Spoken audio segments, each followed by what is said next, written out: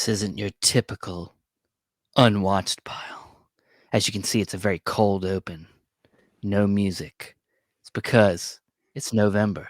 And what do we do in November other than eat ourselves to death? We talk noir. This is the unwatched pile. And this is our stories. Yeah, Well, that was the opening narration. Imagine there was a wide helicopter shot of like an urban city, yes. and with that was playing over it. Yeah. Yeah. It is November, and what's crazy is that November I felt went by so damn fast that I barely had time to even celebrate November, let alone mention it here Yeah. on Change Movies. But of course, noir is something that Steven and I have bonded over the years, and I feel like we celebrate it all the time. Hence why November um, feels doesn't really feel like the big monumental specific thing that it is for many people. But we're back here for another unwatched pile. We're back here with a noir centric, as you could tell by just the aesthetics. Yeah, Black and we took it a step further this year. Usually, we do this and obviously we make it all about noir, but I was like, this year I'm going to figure out how to make the visual aspect of this just we're going to really set the tone, because that's one of the key things about the genre or the movement or however you want to describe it.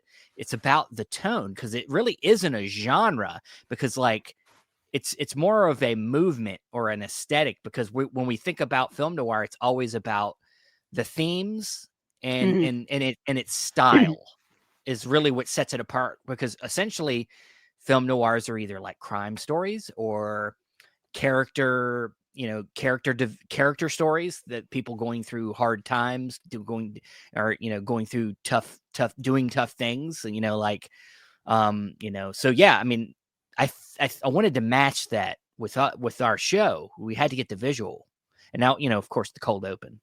So Very much so. Very much so. Yeah, film noir over the years, there's been so much great debate over what it actually is. There's even debates over when it actually started. I mean, I yeah, think the more general, traditional time frame for classic noir is 1940 to 1958. Some people try to make the argument that it's more like late 30s, if you will. I saw some lists of noir movies that were movies from the 30s, and I'm like, oh, that's not quite noir. But like you said, Stephen, genre for me is something that's has distinct characteristics, whereas noir is such a mishmash of feeling and tone and theme and aesthetics. It's so unique and so different. And then after the classic period, we have the neo noir period, which I think is kind of, I think, where I went with my picks this okay, this time for this month. And just because the neo noir is basically, I think, everything after 1958 you can categorize as neo noir all the way up to modern day. Now there's different classifications or subgenres of noir, if you will. There's like urban setting noir, there's Midwestern noir, yeah, East Coast, West Coast. It's like a rap battle. You know what I mean? yeah. It's all kinds of stuff. And then noir, you can fit into certain, uh, holiday periods, which we will discuss here a little bit later on after we get through the main bulk of the show. Yeah, yeah, it's really a malleable kind of thing. It's and I think it is because it is so versatile. I mean, it's so kind of vague. It's like flubber. It's like the it's like it doesn't. You can almost. It's. I mean, honestly, it's. I mean, you bring up holiday movies. I think it's got a similar thing with holiday movies, because you put a Christmas tree in a movie and people are like, "That's a fucking Christmas movie." Mm, Well, you mm. make a movie that has like a lot of dark shadows and a mystery in it. People are like, "Well, maybe that's a film noir." I mean, Like even modern day audience will think anything that's black and white and is a period piece from, let's say, the 1940s, they'll say it's a noir, which it very yeah, well could be. I mean, I just talked about The Man Who Wasn't There, the Coen Brothers film yeah. from the early 2000s, and that's very much their neo noir film. Set in the 1940s, black and white, cinematography by Roger Deakins. I It's mean, it's got darker tone, darker themes in it with like murder and infidelity and all this kind of they stuff. had already done good neo noir before that. I Are mean, you talking about The Big Lebowski? Because some people would say The Big Lebowski is a neo noir. No, I'm thinking of their first movie. Oh, Fargo. No, before that. Talk about Miller's Or am I thinking of the wrong director? or Blood Um, Simple. If you want to go Blood back all the way to Simple. Blood Blood Simple, Simple. Yeah. which you could, yeah. Oh yeah, it is. It's got Yeah. murder and stuff in it. It's Anytime you it's a got like murder, detective investigations, stuff like that, like your neo noir buzzer should be going off. yeah, I mean it's because I mean I mean them are staples of the Mm, genre, but like honestly I think the style, the way something's shot, and I think it's the themes. I think when you got a story that's about struggle, about or about getting into somebody's headspace, that I think them are clear indicator. And them are my favorite noirs. That are like The Lost Weekend is like oh, that's a good one. that's I like mean, my favorite. there's certain staples of the noir genre. I mean, we were fortunate enough to have literally the czar of noir here on Chasing Labels about 3.5 years ago. I think it was May or June of 2022. Yeah, Eddie Muller from Turner Classic Movies and from the Film Noir Foundation, literally. And it was really cool to talk to him. But I have several of his books, and his books are great kind of guides for those of you who want to get into noir, classic era noir, yeah. 40s, 50s, that era.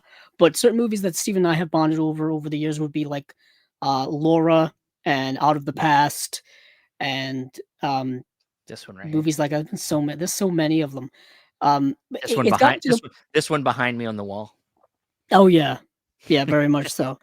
There's there's a lot of them, and what is interesting is that when it came to trying to pick out things in my collection to watch that I hadn't seen before was rather tough It's because tough. all the noirs I've bought I've either seen before or I watched them immediately when I got them years ago. Like I Exactly. couldn't help myself. It So does get more and more difficult. That's why you have to just keep buying more noir.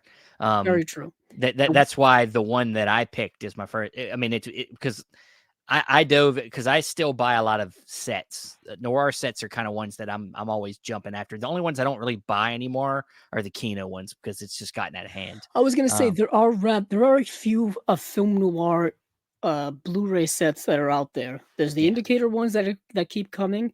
There's Columbia Indicator. There's Universal Indicator. Universal Indicator number one actually just went out of print, so grab it while you can. And then of course there's the Kino ones, which they're up to like 26, 27 volumes yeah. now. It's a massive lot Well, of just like deeper cut film noirs. And then well, you've been getting all kinds of other stuff. Well, I Good. was going to say the one that I will get into mine, I think is one of the more exciting noir series is the World Noir that we're Mm, getting from Radiance, which is where I pulled nice. my pick for tonight. But yeah, obviously we're both invested in this, and without further ado, yeah, we'll get into our unwatched pop picks. But if you've never watched the show before, or listen to it. Me, Andrew, and usually a guest. This time we're not doing it with a guest, but usually we have a third person. We all pick a film, a physical media release in our collections that we have not watched. We watch it, and then we come in here to discuss. And then, along with that, we try to pair it with something. That first time watch, you're soaking it all in. You're kind of looking in on certain elements, and then you try to think like, what would be a good double feature with this first time watch that I just had. And so that, because sometimes that kind of stuff can help people that maybe haven't seen what you haven't seen or you just watched, and like be like, oh, if that double feat that movie I've seen, so if it's like that movie, then I should watch that. But it can be gateways. So that's essentially the show. Me and Andrew will be doing ours, and then after this, we are going to get into just kind of just a little bit of a discussion about holiday noirs, films, noirs that are set around the holidays, because, it is that time of the year. And we figured, there's some good ones. There's some good ones. There's some, And there probably will be overlap between movies that Steven and I will suggest. we're just going to go, we're just going to have an open discussion about it. Ain't going to be no lists necessarily. It's Oh, just, okay, because I did just, pick out like 5 titles, so yeah. I mean, yeah, we should have pre-gamed it. I got stuff. I'm just saying, like, I don't want to I just say I each of will us say go this, there's a run down lot list. less than I thought about. Trying to find some that I had seen before, Yeah. was a little more difficult, but which one of us are gonna go first with our pick? Are we gonna battle it out battle royale style? Since it's just me and you, I'll go. Usually I go last, but I'll go first Okay. on our weird noir. Then we'll change it up. We'll Tarantino this. Um, so yeah, I find these world noir sets that are coming from Radiance to be very fascinating. They have 4 of them out now. I got the 3rd one on the way, and Yeah, that I got the 4th 3rd one. one coming tomorrow, actually, Yeah, ironically. yeah, I bought it from the Radiant sale. It did just sell out as well, so good timing. Yeah, I'm sure it's still out there at other places, but um, yeah, I didn't want to take any chances, so I went ahead and grabbed it. But this is coming from the Volume 1 set, and that is Witness in the City. And the plot is very simple. It's a very simple thing. It's a man whose wife has stepped out on him. It gets murdered, and the guy that murders his wife gets acquitted. He gets off, and so he makes a plan to kill that man, but then it kind of goes awry, and that's the whole movie. It's not like a super plot heavy movie. And that whole thing is like the beginning of the movie, and then it just goes on this kind of like weird.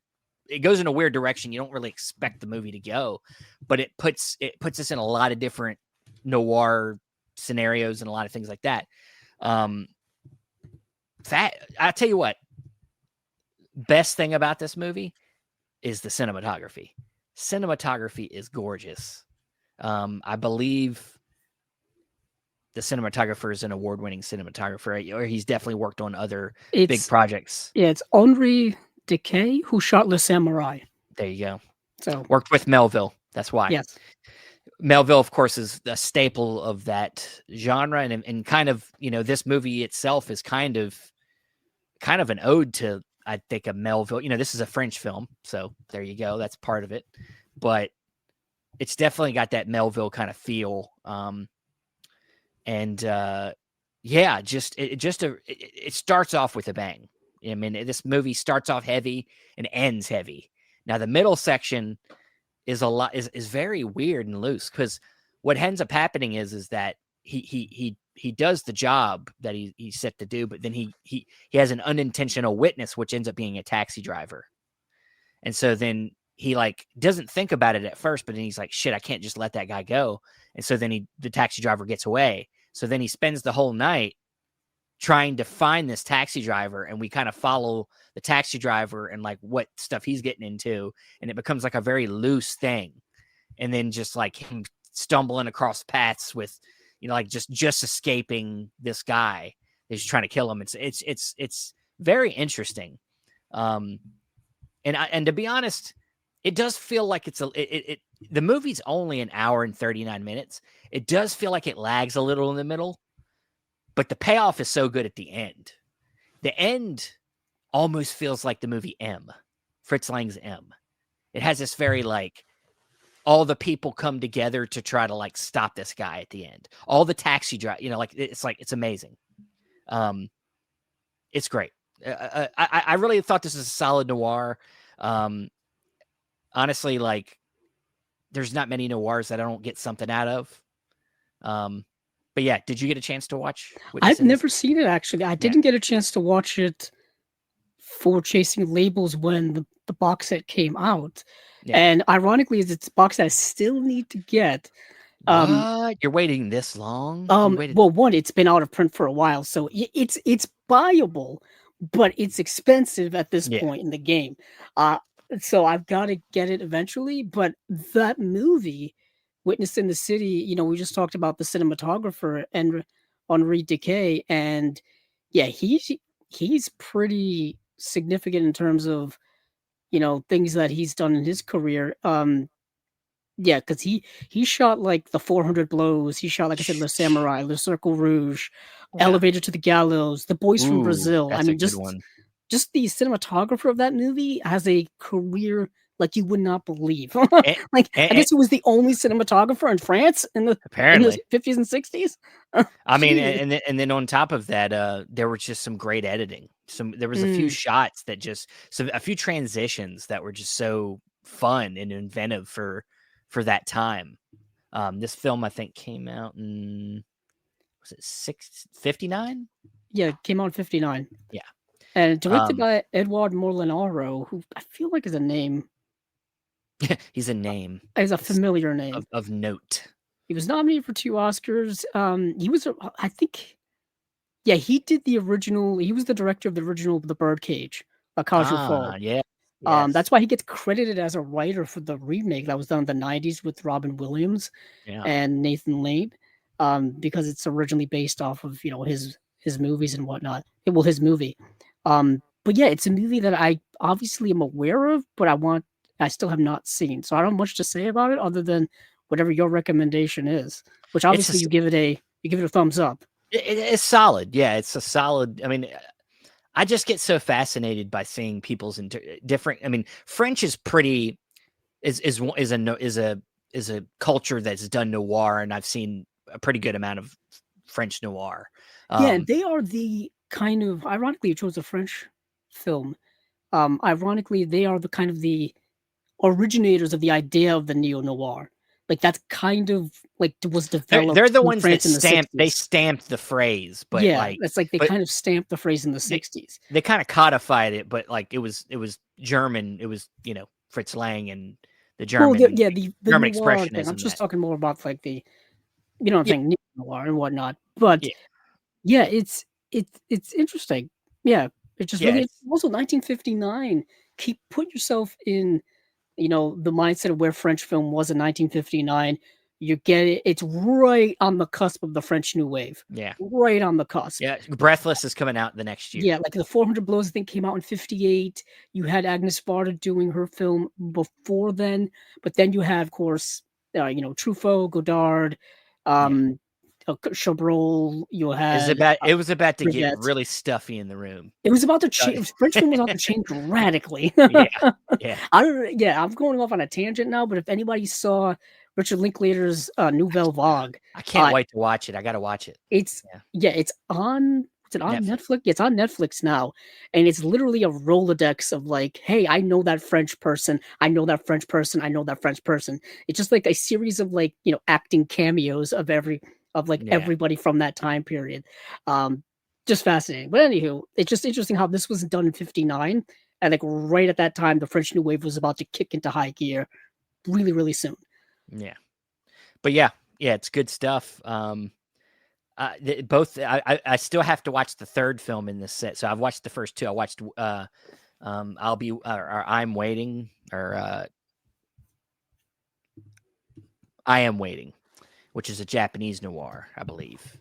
And then I got to watch the last one in here, the Facts of Murder. Actually, I almost watched Facts of Murder because it really, you know, it really interested me, but it was a little longer, Yeah, and I didn't have a ironically, lot. as I've seen I Am Waiting. And I think I've also seen The Facts of Murder. I think Of that's the course one you in do. the box that I haven't seen. So, So way so to so go. we complete each other. Great, cool. You Um, complete me. I know that well. That's how it is.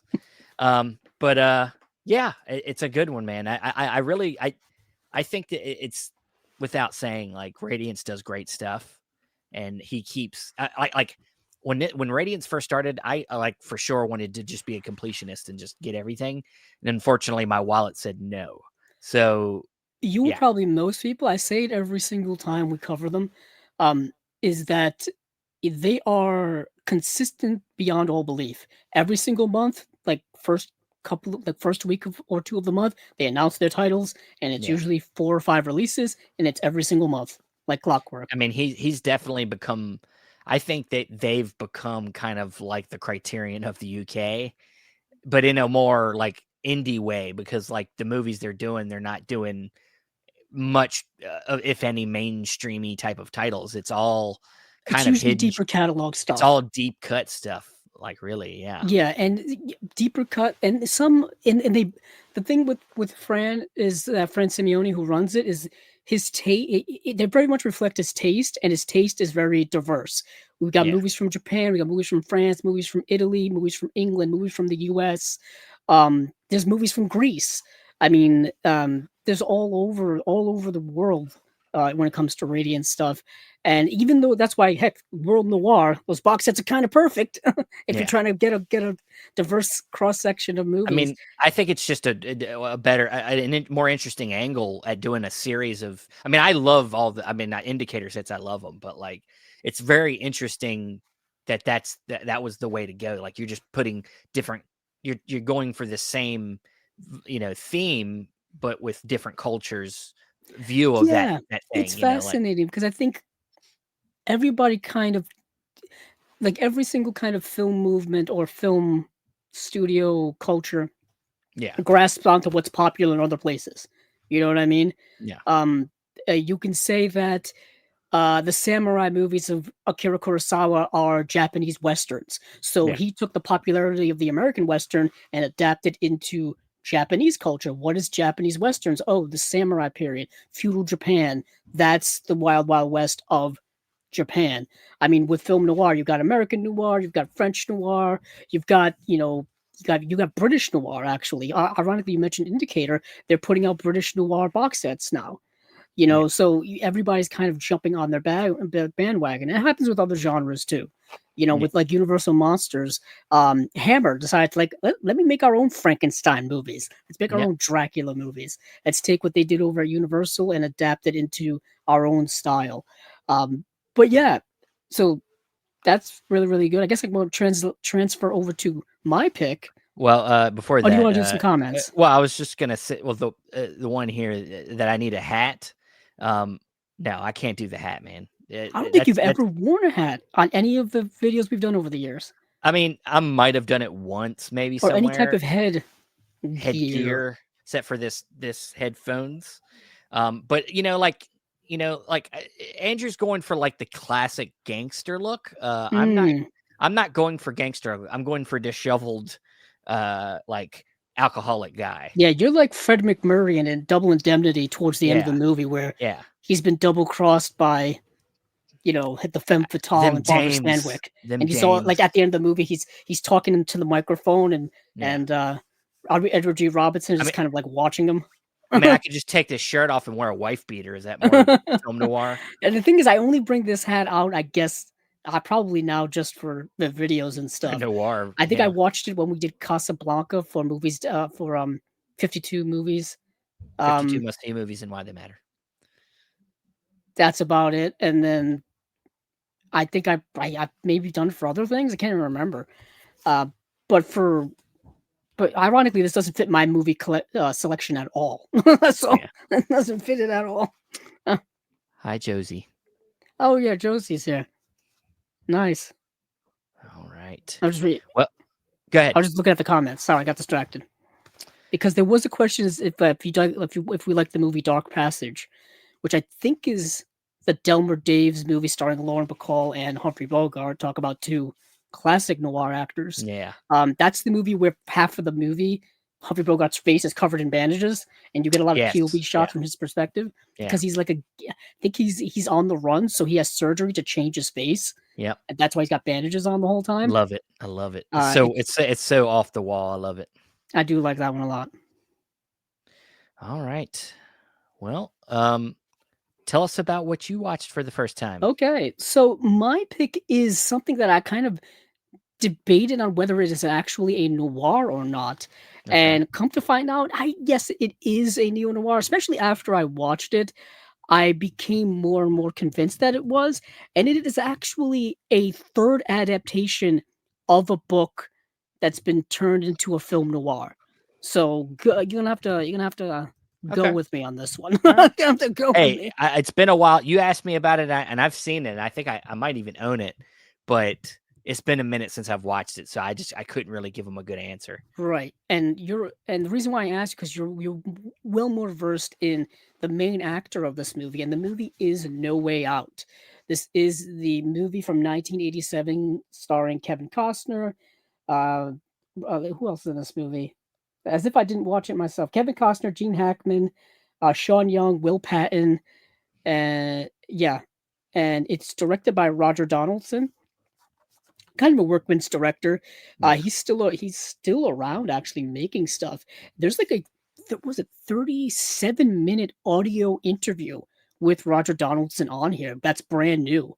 And I thought that was kind of fascinating where he just talks about pretty much every aspect that they went through making this movie, including like pre-production. So like I said, this movie, it was technically already made a couple of times. It's a movie based on the 1946 Kenneth Fairing novel The Big Clock. Now, that may be ring-a-ding-dinging in people's heads because there is a movie called The Big Clock that came out in 1948 with, I believe, Charles Lawton, and that's a film noir. That's a classic film noir. I believe Arrows put out a Blu-ray of that. And then the book was adapted again in 1976 in the movie called Police Python 357. And then in 1987, I guess we're doing it again. We're going to make it again, and we have no way out. Just won't let it And, go.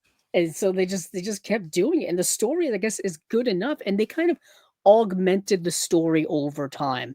They changed it up, changed the setting, changed the characters, but the basic overall plot is in there. And in this case, it's dealing with like government corruption, government political thriller type of stuff. If anything, this movie feels like it fits more in the 1970s than anything, but it's got that little combination of erotic thriller and political conspiracy theory movies of the 70s as well. Granted, it came out in 1987. So you've got Kevin Costner in here, who is a Lieutenant Commander Tom Farrell. That's his name. And I remember he's in the Navy. And Gene Hackman plays the Secretary of Defense. And Will Patton plays like his assistant, like his main assistant.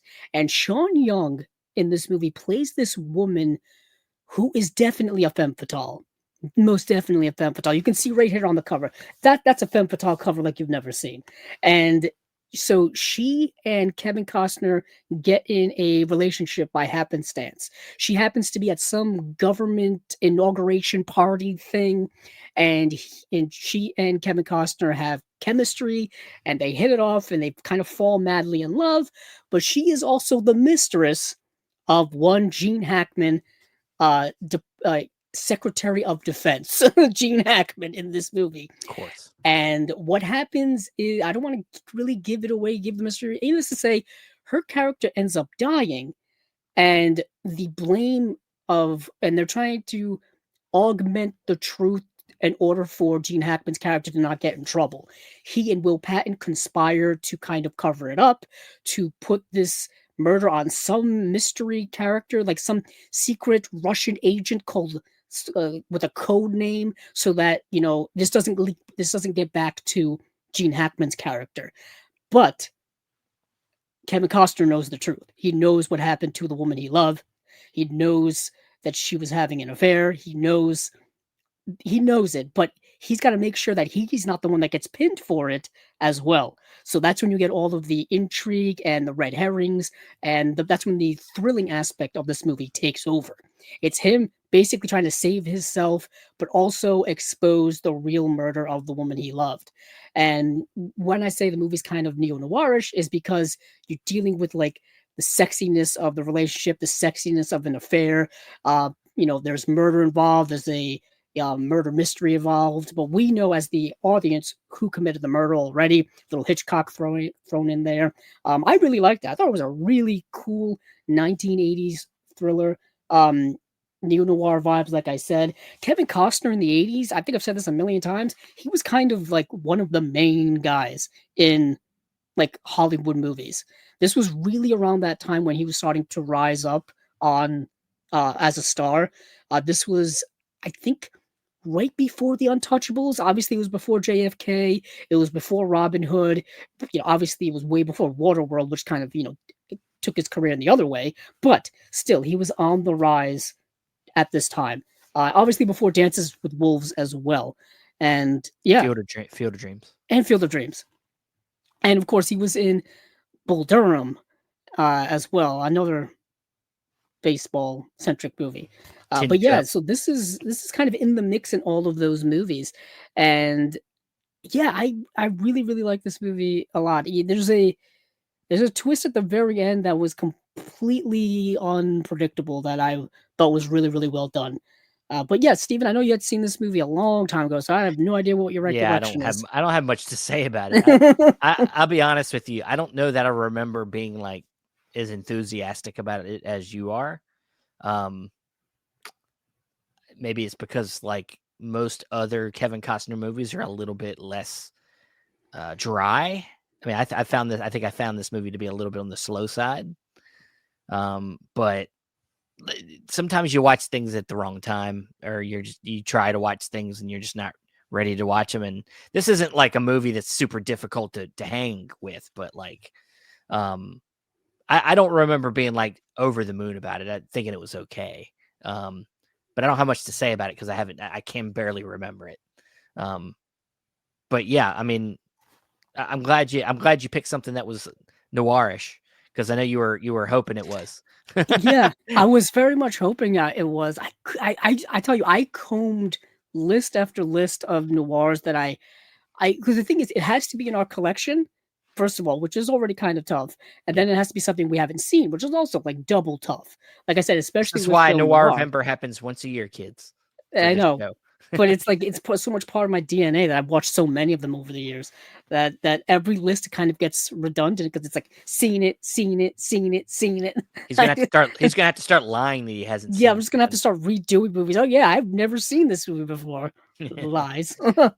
But Steven, I'm curious what you paired with yours because obviously we got a Oh, pairing. That's actually also really really tough too. So yeah. I'm curious what you paired yours with.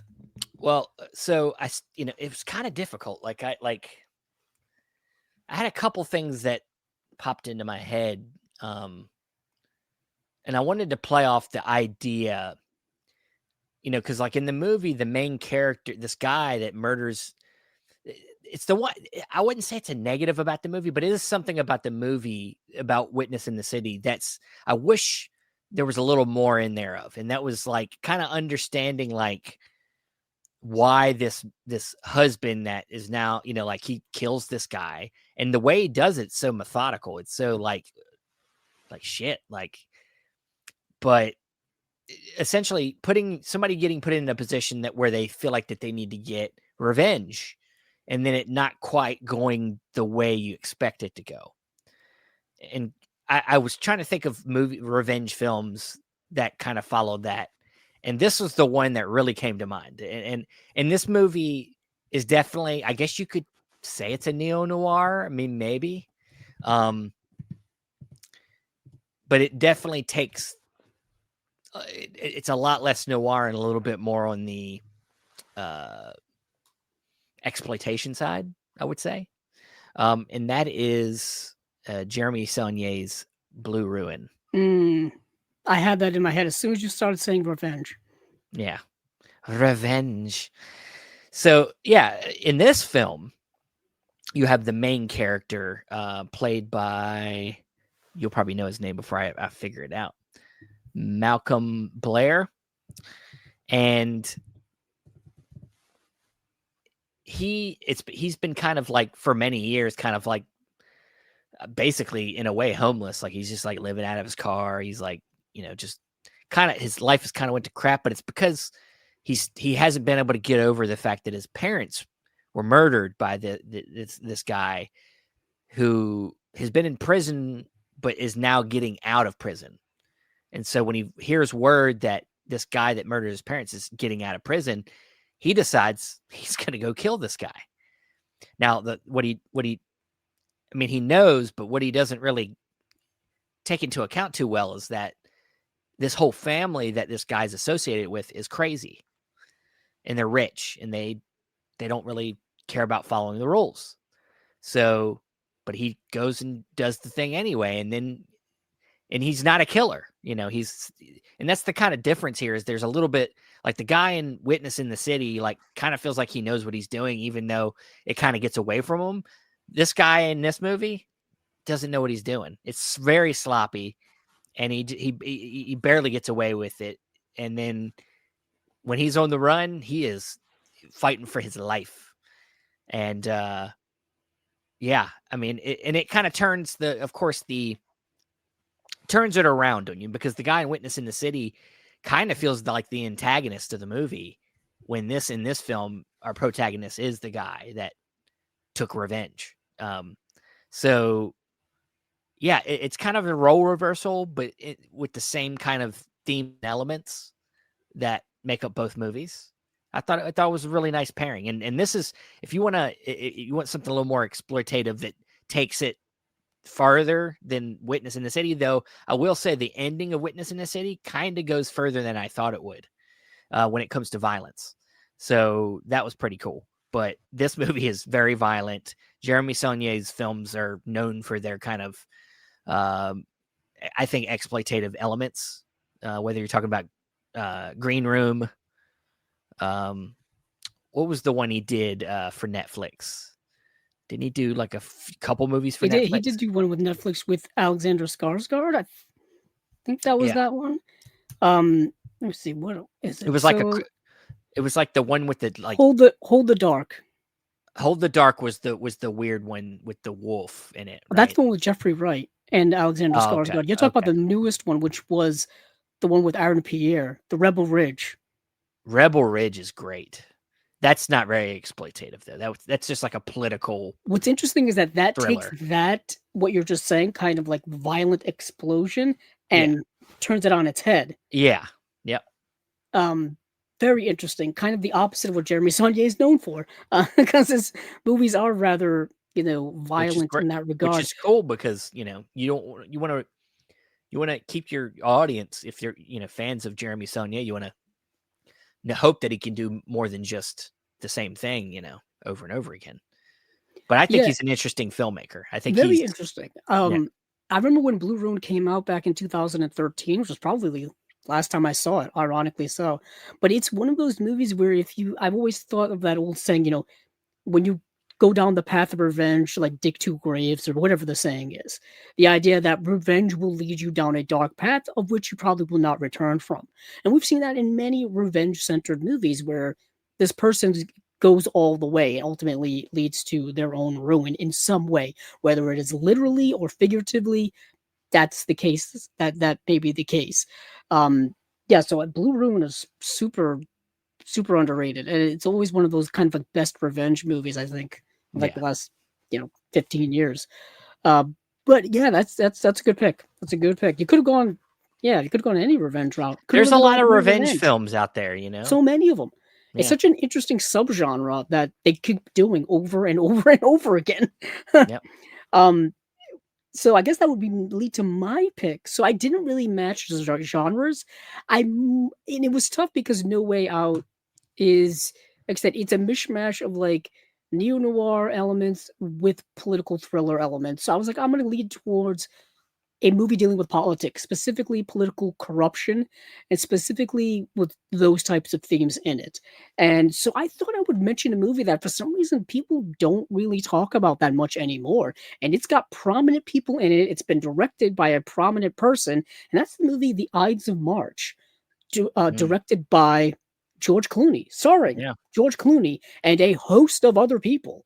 Ryan Gosling, George Clooney, Philip Seymour Hoffman, Paul Giamatti, Marissa Tomei, Jeffrey Wright, and Evan Rachel Wood are in this film.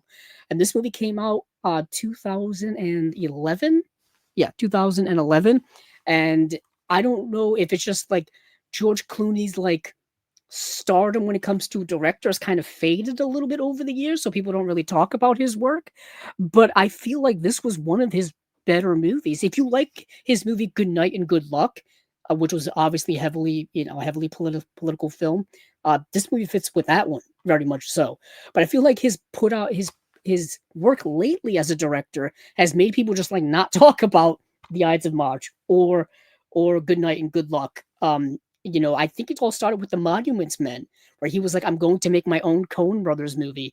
And it wasn't what people thought it was going to be, but it very much is a Coen Brothers movie in the vein of Oh Brother, Where Art Thou?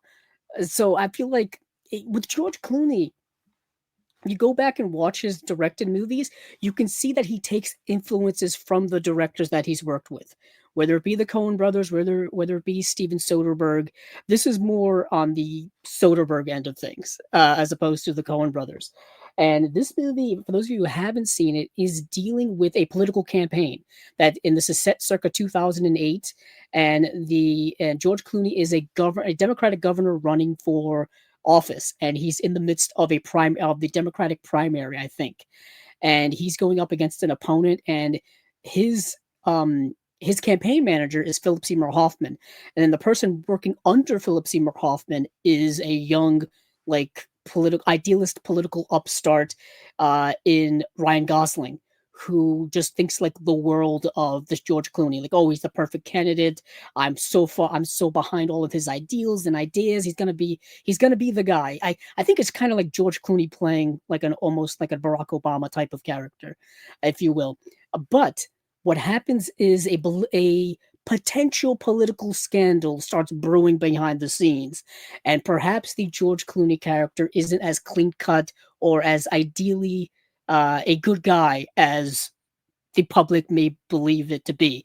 So, in typical political maneuverings, there's dirty things happening behind the scene, and Ryan Gosling's character is kind of caught up in all of that. And it's really really good, like really great screenplay, great acting. Obviously, I just mentioned like so many great actors, and the late great Philip Seymour Hoffman is amazing in the movie.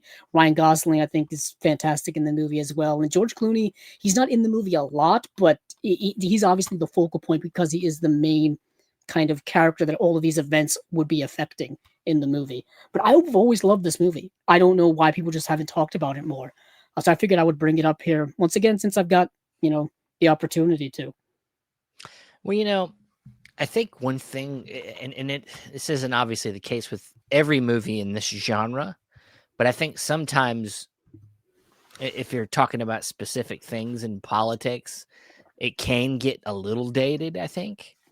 I don't know. I mean, there's some political movies, political thrillers that have standed the test of time, but honestly, like, can we really think of a lot of them that really were like, oh, that's like, All the President's Men, like there's like, that's the one everybody talks about and they always bring up. But, like when you're talking about political movies, there's just like a handful that I think people really think about. So I think maybe just, unfortunately, this movie gets kind of looked over because of, maybe the aging Yeah, of I mean, and politics. Or there's so many political movies that maybe it just gets lost in the shuffle. yeah, yeah, I mean, then you mentioned All the President's Men, but we've got like Lincoln and The Post and Robert yeah. Redford and The Candidate. You got The American President, which I think is another underrated movie. That's I think it's a Mike Nichols movie. Um, and I also think that, like you said, George Clooney's directing efforts are not really. He's not a filmmaker that I don't think get too giddy about. the thing is, like, he's done some great work and he's done some okay work. Like, I don't think anything that I've seen from him is necessarily bad. Yeah. Bad in quotes, because Well, everything is did he do subjective. Leatherheads? He did do Leatherheads. I knew you were That's gonna bring pretty that bad. up. Ironically, he did And Good Night and Monuments Men is pretty bad. yeah, he did Good Night and Good Luck, and then did Leatherheads, and then did The Ides of March. Yeah. So he did like one excellent movie, Yeah. Leatherheads, which not great, and then The Ides of March, and then Monuments Men. Suburbicon is not great in my opinion, Yeah. and his first movie, Confessions of a Dangerous Mind, which is definitely his Steven Soderbergh movie, I Yeah. think is great That's one of with his best Sam movies. Rockwell. Yeah. Super underrated. That might be. Yeah, God, that's a good one. Yeah, I don't know if it's just that he's so erratic with like when he decides to make movies that it's like it's hard to like get good at it. I don't know. I don't know how to say it. Like I don't. he Yeah, doesn't practice enough. I don't know. Like, well, there's been a lot of actors turned of director. I mean, we course. just mentioned like Robert Redford. He's done it. I mean, Paul Newman, my favorite Paul Newman, directed a couple of movies.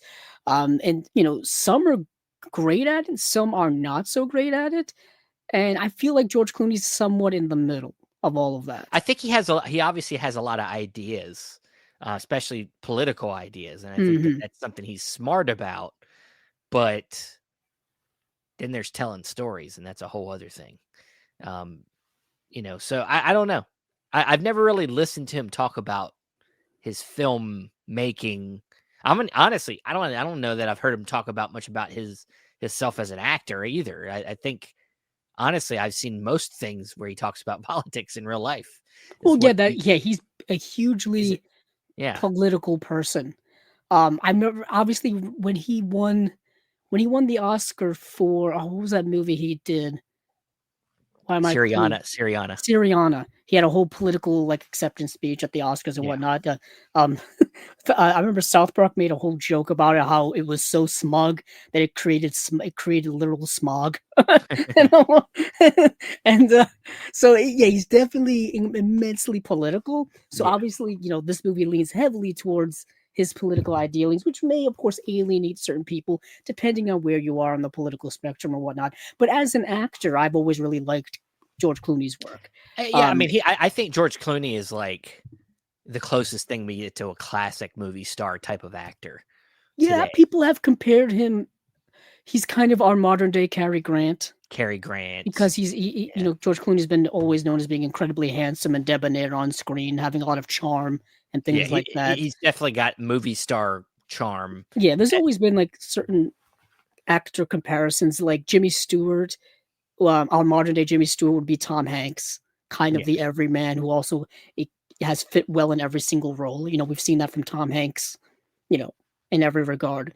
yeah, Uh, so it's very interesting, just kind of, you know, the way actors try to like be directors as transitioning from and then some are more successful than others, some aren't. But yeah, going back to the Ides of March, I've always really liked this movie. I think I've had this Blu-ray since 2011. I think I'm literally have had it. It's got the old Vortex case.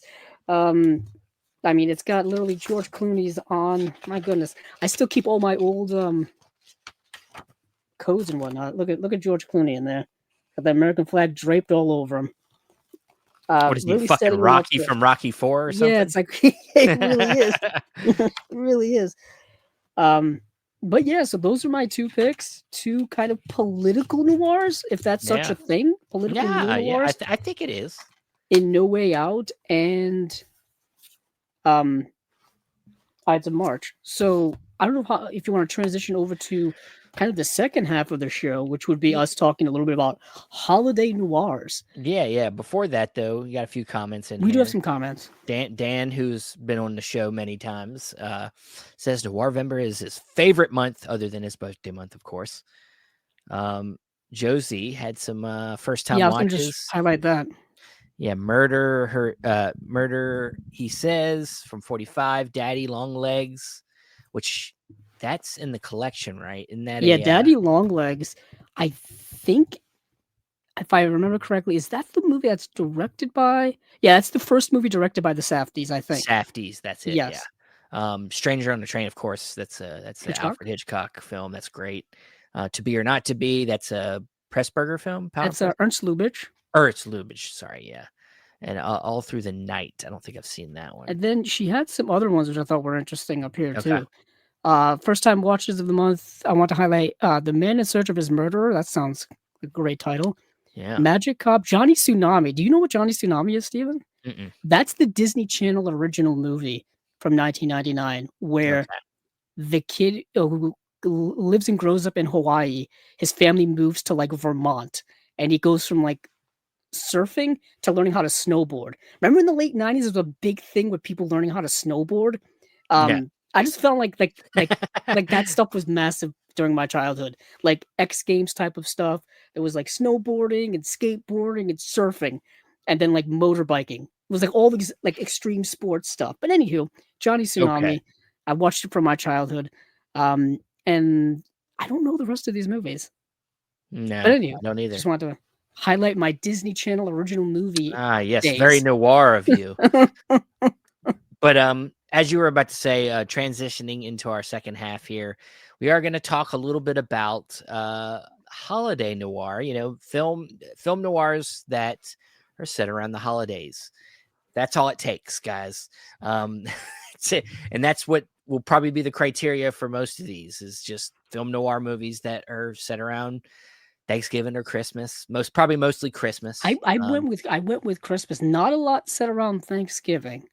Well, Thanksgiving just isn't quite as heavy of a holiday that gets covered in film. Like it's not. Not yeah, just in movies in general. I mean, Yeah. there's like planes, trains, and automobiles, and then maybe some other stuff. There's some other like I think family dramas and things like that are set around Thanksgiving, but it's not a very it hasn't been used in a diverse way for other genres, especially noir. So, but yeah, we're just gonna kind of just have an open discussion.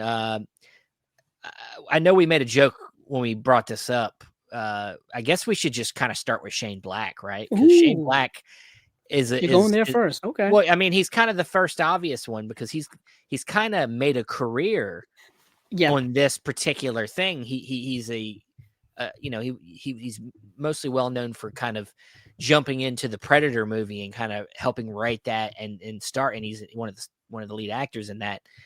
But he would go on to create a whole career around kind of making noir films, modern neo noir films, in different types of movies, like Lethal Weapon.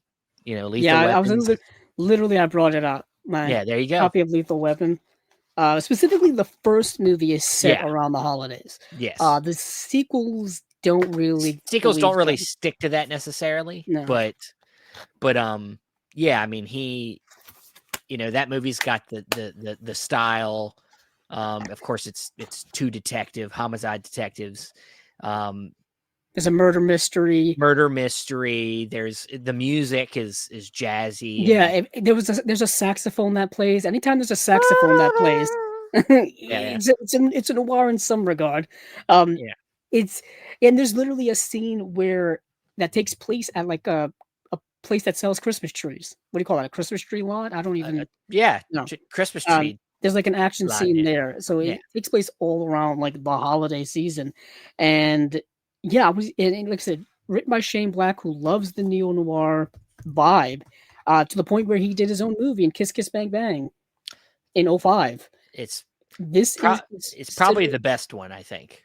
yeah, this movie comes up on every single holiday neo-noir, holiday noir, Yeah. Christmas noir, Christmas neo-noir. This is on every single one of the lists. Yeah.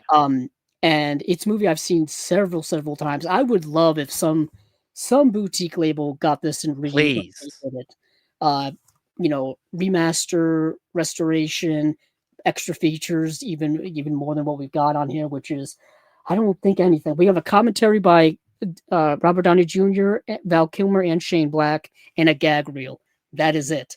So bring over that commentary, but bring over. I don't know who you interview, Shane Black at this point. It sounds like a second sight deal to me. Let's do a second sight. Either On them or Arrow. The reason why I say Arrow is because Arrow and Warner Brothers are like got a team up right now. They got a thing going on right now. Quite a run. They're going on quite a run. So I would. It feels like it would fit in that mode. But yeah, this movie is yet again centered around a murder, and you got these two people who basically team up to figure it out. Yeah. In Robert Downey Jr. and Val Kilmer. Val Kilmer's an actual private investigator, and Robert Downey Jr.'s character kind of just gets caught up in this. Well, he's a thief who he's accidentally a writer, isn't he? No, he's a thief. He's trying to steal. He's trying to get a present for his child, and he's running away from robbing a place, and he accidentally walks into an audition, and gets the role for this movie, and now he's like working with Val Kilmer's character to learn about how to be a private detective. Yeah, he ends up going to the West Coast and going to like one of those Hollywood parties with like the movers and shakers, some rich dude's mansion on the coast or whatever, and they ends up learning about who these people are and all this kind of stuff, and Val Kilmer's character's there, and he ends up like getting caught up in a murder that ends up happening. Michelle Monaghan is in the film as well, and she's excellent in it. I've always really liked this movie a lot. One of my favorite jokes in a movie, I mean, there's tons of great jokes in movies, but one of my favorite little bits in the movie is in this movie where something happens. Val Kilmer is upset at Robert Downey Jr. and Val Kilmer says, "You know what it says in the dictionary under? You know what it shows in the dictionary under idiot?" And he's like, something to that effect. And he's like, God, I'm messing this up. But he says something like, he's like, no, it's a picture of you who is an idiot. And, like, as he like turns it around him, it's hilarious. There's a lot of good zingers. writing. They're back and forth in this movie is what makes excellent. the movie. Yeah. It's excellent. And it leads me to Shane Black's other film, which is The Nice Guys, which is not a holiday film. It's not, but it's steeped in 70s neo-noir, LA noir type of stuff with Russell Crowe and Ryan Gosling. And it's a good companion piece to this movie. It really, really is. It's kind of similar. It's very similar, actually.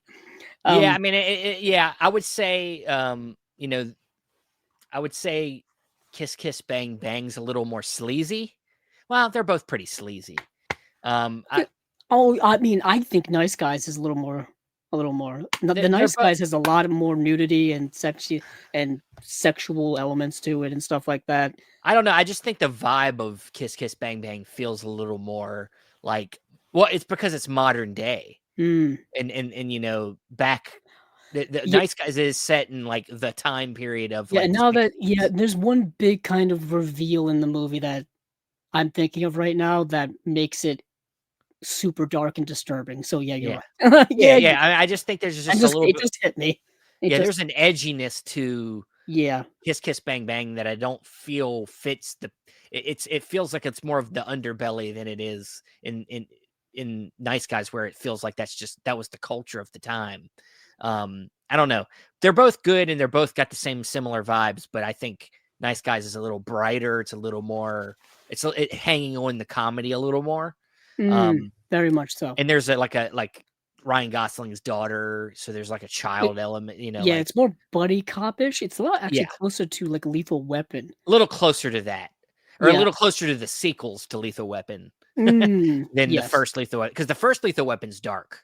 It's kind of dark. Oh yeah, because you're dealing mental health. Gibson's character's dealing with PTSD from like Vietnam, which is pretty dark. He's suicidal. He's suicidal for sure. Yeah. I don't know if this is a movie you've ever seen, Steven, but it's a movie that I watched, for the show here. That's the movie The Ice Harvest. Haven't seen it. No, I've heard of it for sure. Yeah, it's starring John Cusack, Billy Bob Thornton, and Connie Nielsen, and it coincidentally came out the same exact year as Kiss Kiss Bang Bang. Obviously, Kiss Kiss Bang Bang gets all of the love, and The Ice Harvest is kind of not really remembered.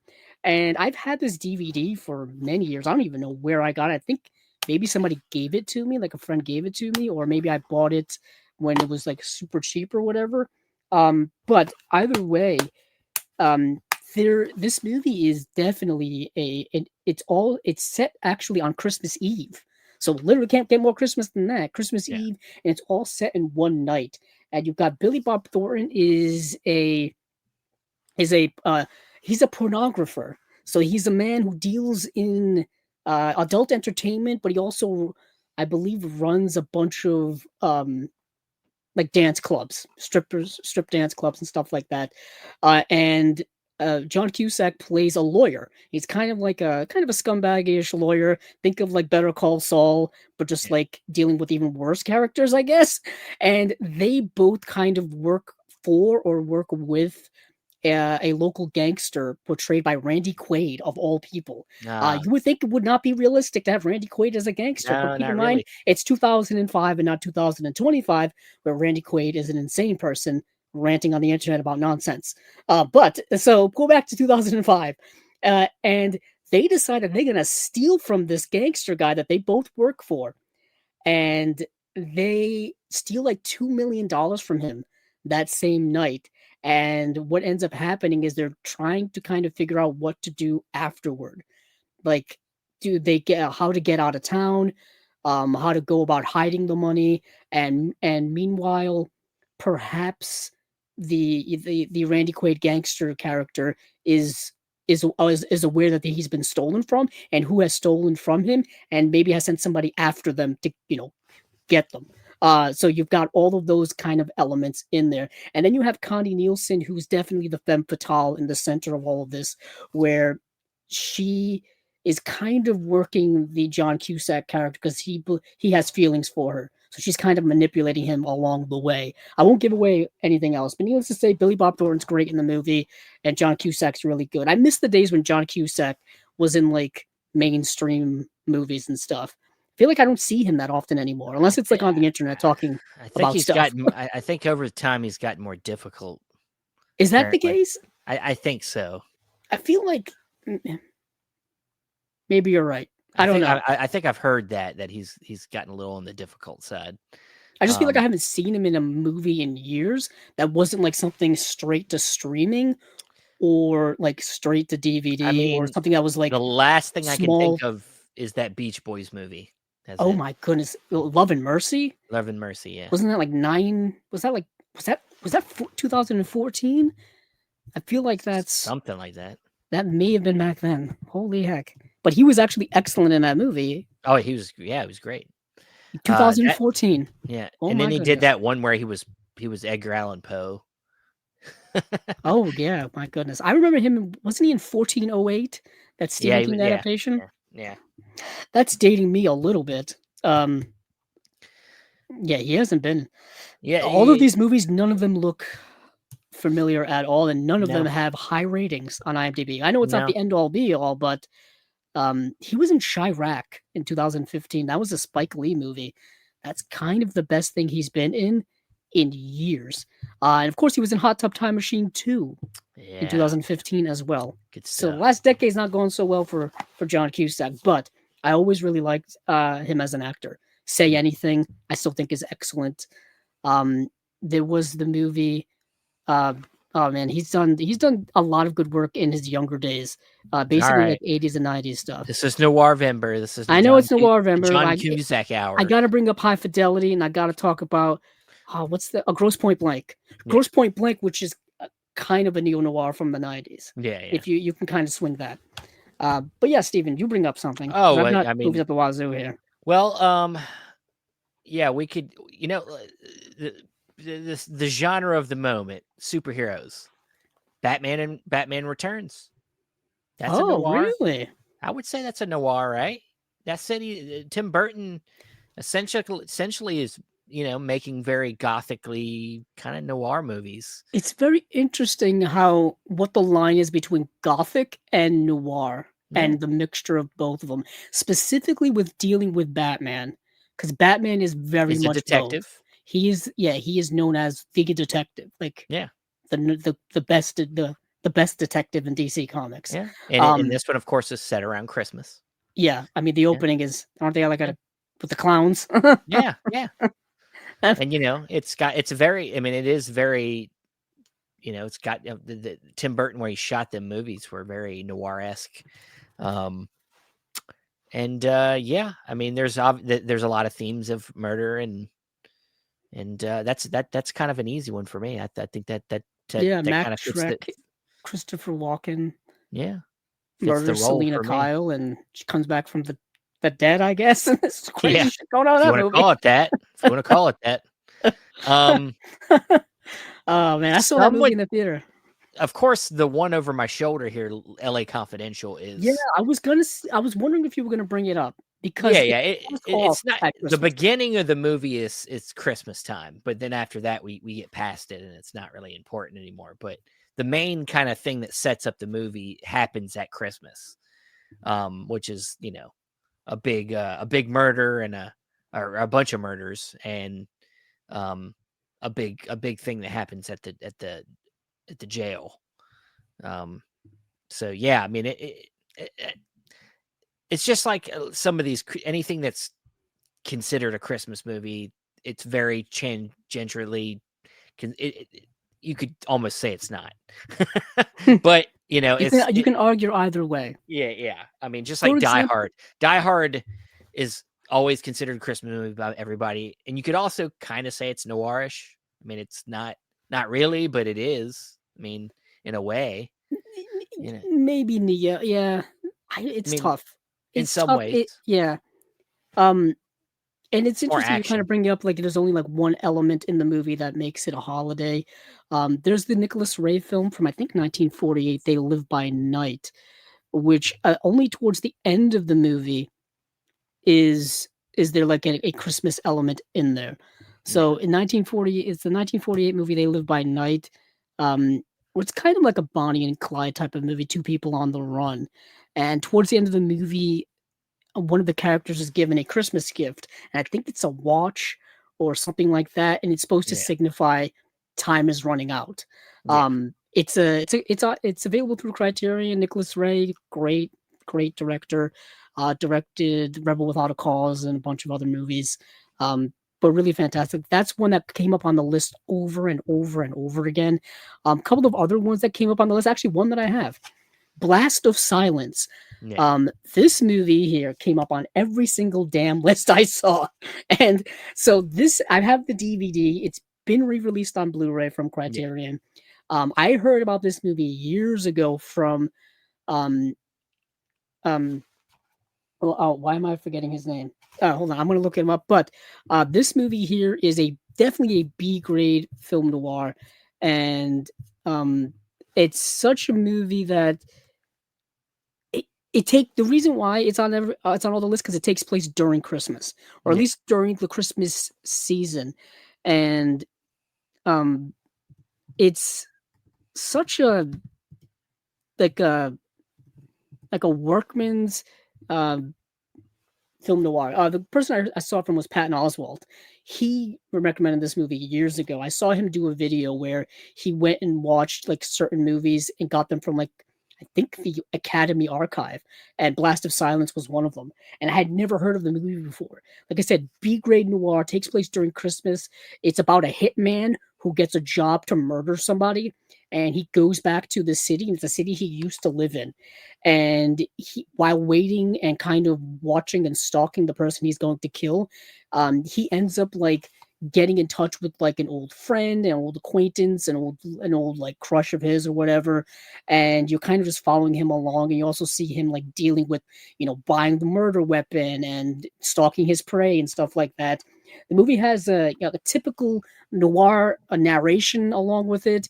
It's dark, it's nihilistic, it's very cut to the bone. The movie's only like 77 minutes long, super short, super short. But yeah, it's by Alan Barron, who also stars as the hitman as well in the movie. And yeah, it's bleak, nihilistic. It's so film noir to the bone. Um, Yeah. but yeah, like I said, I still need to get the Blu-ray for it. But yeah, Blast of Silence came on every single list I saw. So I thought I would recommend that to people who have never heard of it, because it's not exactly an everyday movie that everybody knows of. Yeah. But yeah, I mean, them are kind of the heavy hitter ones. I mean, I'm sure there's others. Yeah, I've got That There's a lot of others. I mean, there's some that I would actually argue maybe are not film noir holiday movies, and there's some that are. For example, like It's a Wonderful Life is not really a film noir, but you see it on some film noir lists.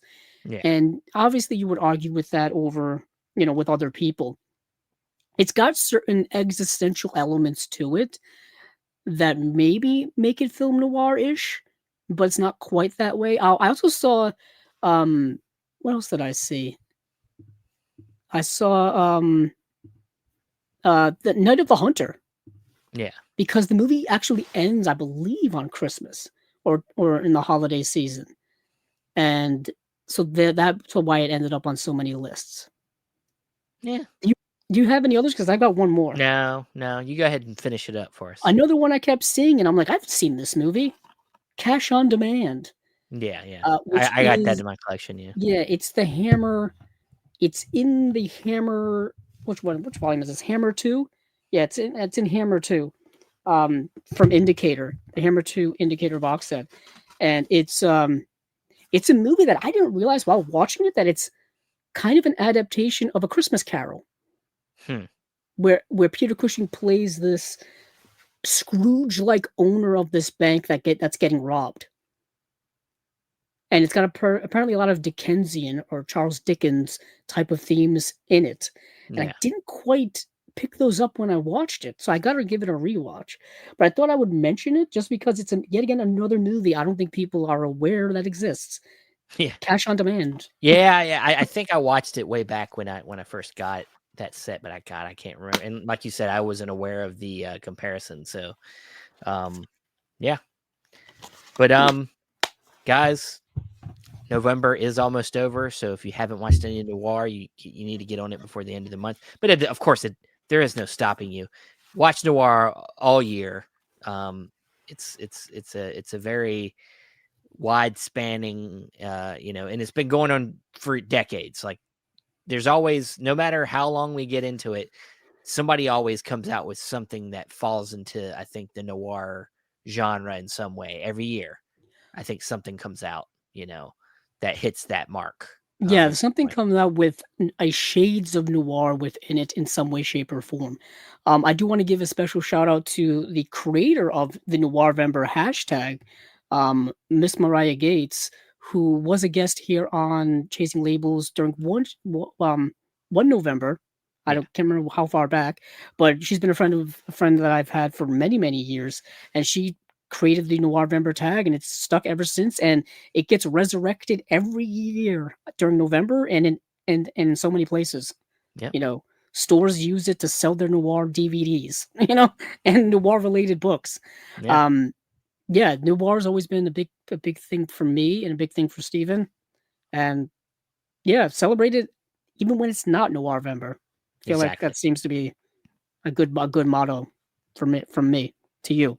I don't know about anybody else, but I'm still like Thanksgiving Day hungover. Is anybody else feeling that way? Because I know I kind of Yeah. am. Well, a little. I always try to keep. The last couple years, I've tried to keep it. I don't go too crazy anymore with eating. I went a little bit more than I usually do the last couple years, but I try to keep it together. I don't like to feel like crap the next day. So, Mm. um, but that is it for this Unwatched Pile. Thanks everybody for joining us for this noir edition. Of course, there will be an audio version of this on our podcast feed as well. And of course, along with all of our other stuff, we got another Movies Down Memory Lane coming next Saturday, where we'll be discussing, what are we discussing? I forgot. Oh, The Hangover. The Hangover. Yes, Dan picked The Hangover, the first Hangover film in the series. So we'll be getting into some funny stuff, a contrast to what we just did to here on this episode. So look out for that. Of course, look out for everything else we got going on. And Yeah, guys, check out our reviews that we did for a couple of the Criterion releases from last month. Of course, the new episode of Chasing Label just went up this past Monday. yes, That was a 4-hour tour where we got into yeah, more Criterion announcements, and there will probably be at least one more Chasing Labels episode for this calendar year, I think. yeah. I'll talk to you about it. It's up to you, but Mm, probably, it's good. We'll see how it goes. We might not take yeah, a break at all. We'll see. right, right. It's because yeah, we usually take the second half of December off, but so there will be probably no unwatched pile for December. I don't We'll think there see. typically is. We'll see. All Okay. right, guys. Later, and hey, keep on watching them movies.